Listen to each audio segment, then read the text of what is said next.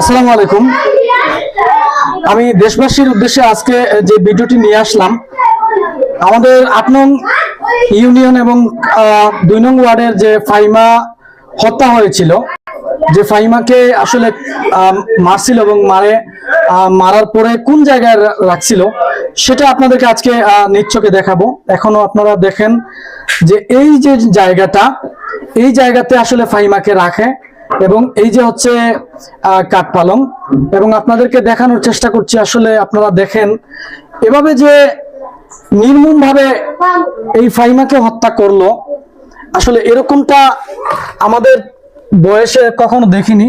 তো আজকে আমরা এই যে কুলাঙ্গার জাকিরের যে বিষয়গুলো আপনাদের সামনে তুলে ধরার চেষ্টা করছি।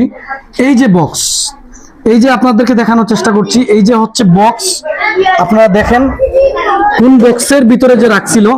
এই যে দেখেন এখনো মালামাল সহ বক্সের রয়েছে, আমি দেখানোর চেষ্টা করছি। এই হচ্ছে বক্স, এবং এই বক্সের ভিতরে সে ফাহিমাকে হত্যা করে রাখে এবং এলাকাবাসী আন্দোলনের মাধ্যমে এখানে এসে ভাঙচুর করেন।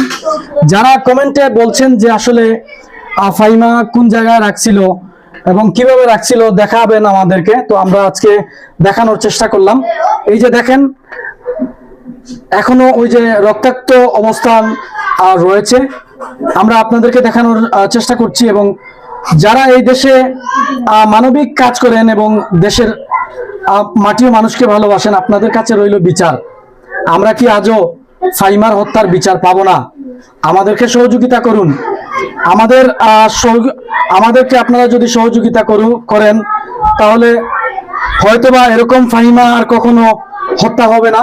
আপনাদের শেয়ারের, আপনাদের কমেন্টে বলে দিতে পারে এই দেশের সাধারণ মানুষের, এই সিলেটের সাধারণ মানুষের মনের বাসনাটা কি।